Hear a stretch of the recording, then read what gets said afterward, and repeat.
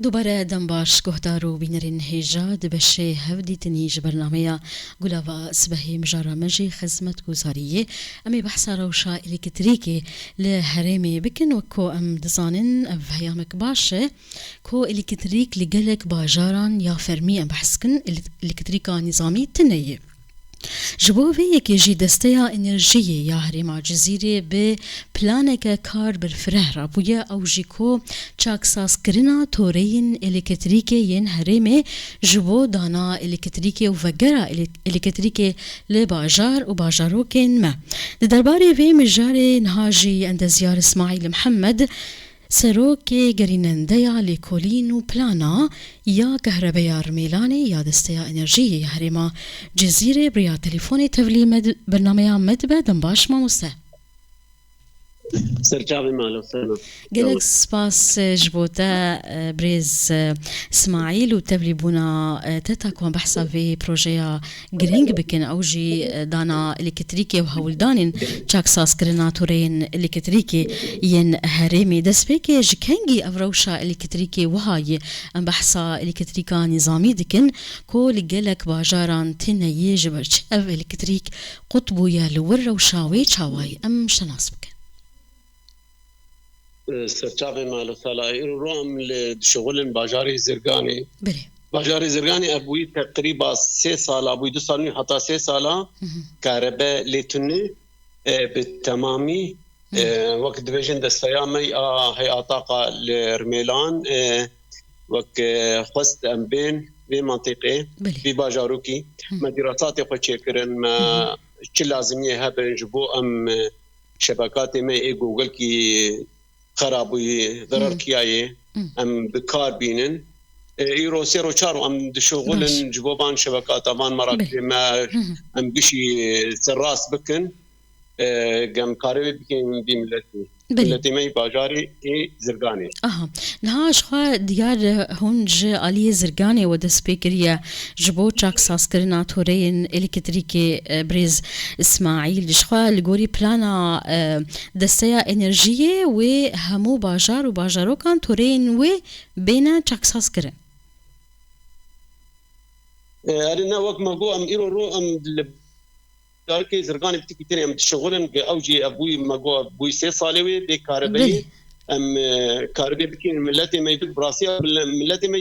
وقت بيكشتي ملت اللي بنابر بوي دركتي باجرم وخازن جو ام كهربائي بكين في باجارو كي ملتي ما بتقري اول باول بتقري في باجار بلي دما بيش خاوني باجارين دنجي تخن بلان اخده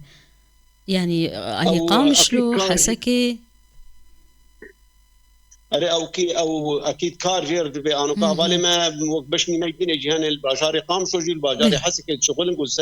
نفطا بي كاري الورجي تشتكو خرابونا وشي بويك اعطالي شي بو قام بيجن او يسراس بكون بو كاري كي ملتي ملوان باجار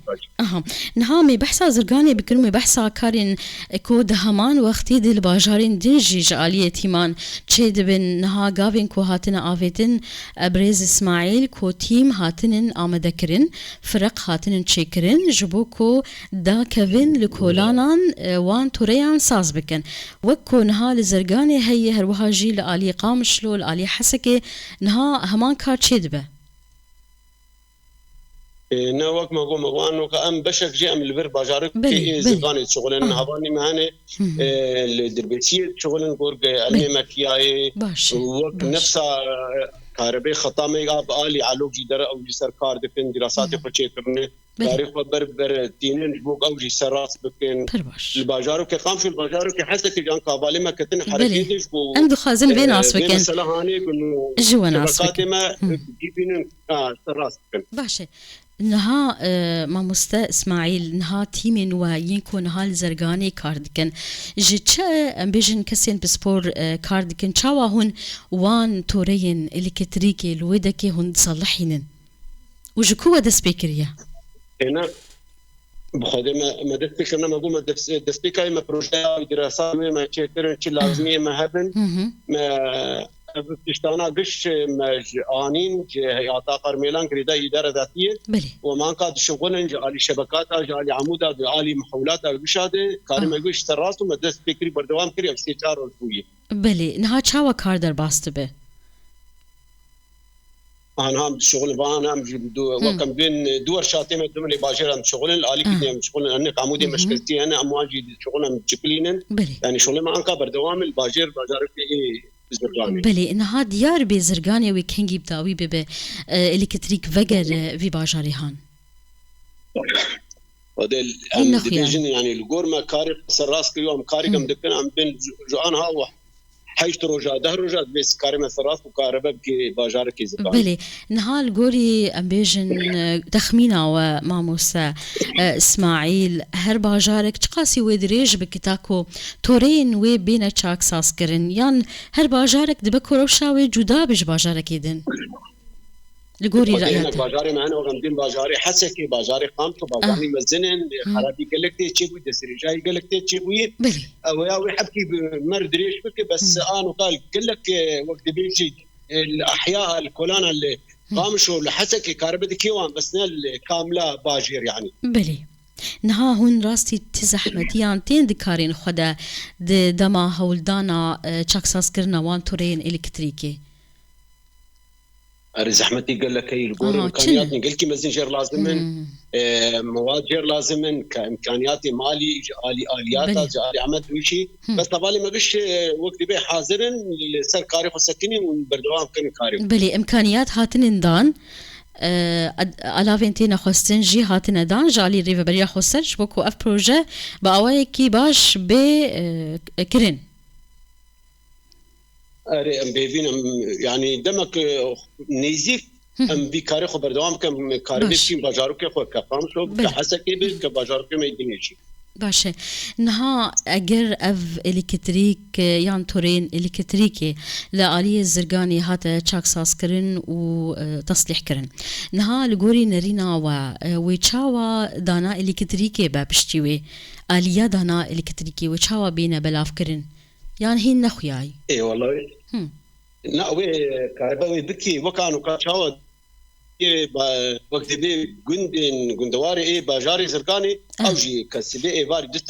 دسعه ونيبات 9 دكيوان سبي واي باري بير دي دكيوان دسعه صبح ودسعه اي باري يعني 4 ساعات روجي انا قاعد رو يعني وقت بي جندواري وي سبي واي باري دسعه دكيوان باشه نها جبرت يك جوان كسين كوغريداي في بروجي بقشتي لهريما جزيري بلانك وداني كوش قاستي وف بروجي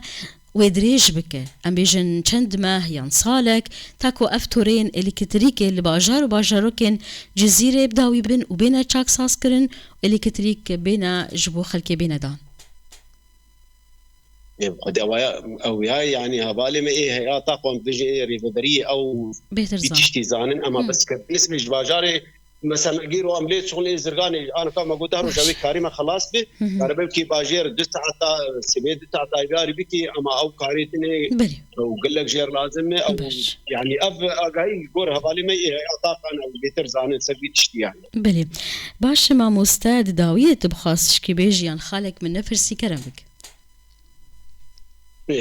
ام قلت خوشبون بتبونا وساعتها وخش ترجع في مالك سالا قالك سباس جبوتا عند زيار اسماعيل محمد سروكي قالينا نديا لكولين وبلانا يا كهرباء رميلاني يا دستيا انرجي هريما جزيري بريا تليفوني جبا جاري زرقاني تبمربو قالك سباس جبوها